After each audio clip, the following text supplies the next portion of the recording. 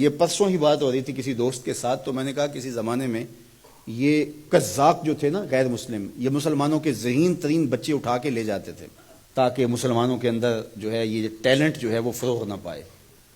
تو میں نے کہا یہ اغوا آج بھی جاری ہے۔ پہلے اغوا اس طرح کرتے تھے کہ اس کا جسم لے جاتے تھے اور وہ جہاں بھی ہوتا تھا اس کا ذہن اپنے وطن میں ہوتا تھا۔ اب بچے ہمارے پاس ہیں لیکن ان کے ذہن اغوا کر کے وہ لے گئے ہیں۔ یہ دور موجود کا سوشل میڈیا اور اس کے اوپر پھیلی ہوئی بے حیائی اور مغربی تہذیب و تمدن کا فروغ، بچے کھانا ہم دیتے ہیں، کھلاتے ہم ہیں، پلاتے ہم ہیں، لیکن یہ ہمارے نہیں ہیں، یہ اچک کے لے گئے ہمارے بچوں کو، ہماری گودیں بھانج ہو گئی ہیں، یہ ہماری فکر کے ہیں ہی نہیں ہیں۔ لیکن افسوس یہ ہے کہ آج رہنمایان قوم، آج جو ہے وہ مدرسین، آج ٹیچرز، آج معلمین اور آج کا میڈیا بالکل ان چیزوں سے بے خبر ہے کہ ہمارے ساتھ کیا ہوا ہے اور کیا ہونے جا رہا ہے، اور ہم اللہ سے امید کا چراغ بجھنے نہیں دے رہے، لیکن جو موجودہ نظم ہے اس وقت جو ہمارے ساتھ ہو رہا ہے تو ہم گڑھے کی طرف جا رہے ہیں اور گرنے کی طرف جا رہے ہیں۔ یہ کہیں کہیں کوئی دیا روشن ہے، ورنہ ہمیں پتہ ہی نہیں کہ ہمارے ساتھ کیا ہو رہا ہے۔ جب روس کا سرخ انقلاب پھیلنے لگا اور اس کے ظلم روس کے ساتھ ملحقہ ریاستوں کے اندر اپنے پنجے گاڑنے لگا، تو یہ ماوراء النہر کا جتنا علاقہ ہے اس کی مسلم ریاستوں کے اندر زبردستی مسلمانوں پہ پابندی لگا دی گئی۔ وہ مسلمانوں والے نام بھی نہیں رکھ سکتے تھے، مسجدوں کو تالے لگا دیے گئے اور قرآن مجید چھین لیے گئے، اور قرآن مجید چھاپنا ممنوع قرار پایا گیا، قرآن مجید اپنے گھر میں رکھنا ممنوع قرار پایا گیا، حتیٰ کہ سکولوں کے اندر کاغذ کے ایک ٹکڑے کے اوپر اللہ جل شانہ کا مبارک نام لکھ کر کے زمین پہ پھینک دیا جاتا، اور اگر کوئی بچہ اس کو ادب سے اٹھا لیتا تو وہ جان لیتے کہ ان کے گھر میں قرآن کی تعلیم موجود ہے، تو پھر اس گھر کو نیست و نابود کر دیا جاتا۔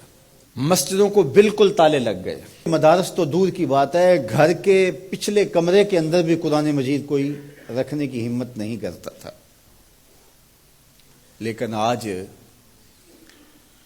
آپ وہاں جا کر کے دیکھیں، سمرقند اور بخارا میں، آج تاشقند میں جائیں آپ، آج ماوراء النہر کی یہ آزاد ریاستوں کا جا کے منظر نامہ دیکھیں تو جتنی مسجدوں کی رونقیں آپ کو وہاں نظر آئیں گی یہاں نہیں ملیں گی،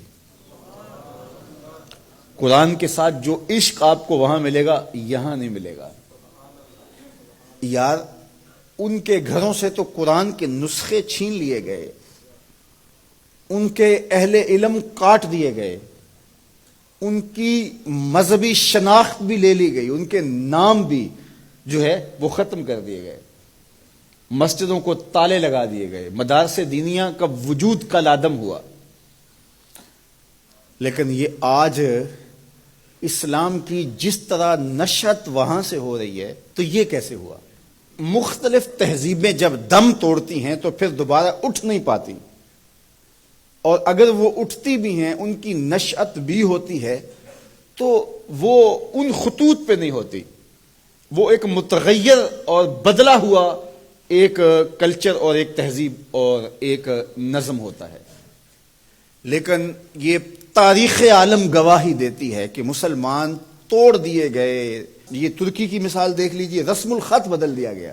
چنگیز خان کے قبیلے نے تو یہ کیا کہ وہاں بغداد کی جامعہ نظامیہ کی لائبریری کو جلا دیا اور اس کو پانی میں بہا دیا، اور آج تک وہ علم دشمن مانے جاتے ہیں۔ اب جب ترکی میں سلطنت عثمانیہ کو توڑا گیا، انہوں نے ترکی کا رسم الخط بدل دیا۔ رسم الخط بدلنے کا مطلب کیا کہ آنے والی نسلیں ان کتابوں سے ناشنا ہوں گی۔ جب رسم الخط ہی تبدیل ہو گیا تو وہ کتابیں قیمتی جوہر اور موتی سے ہی، لیکن اس کو نئی نسل پڑھ ہی نہیں سکے گی۔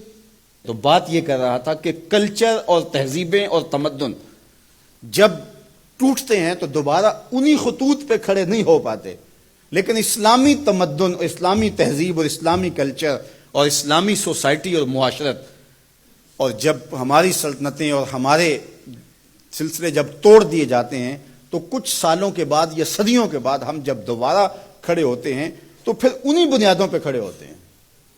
یہ وجہ کیا ہے؟ اس کی ایک وجہ ہے اور وہ وجہ ہے قرآن مجید. کیونکہ ہماری تھیوری غیر متبدل ہے، یہ بات ذہن میں رکھیے گا. جب تھیوری ایک ہو تو پریکٹیکل بھی ایک ہی آتا ہے.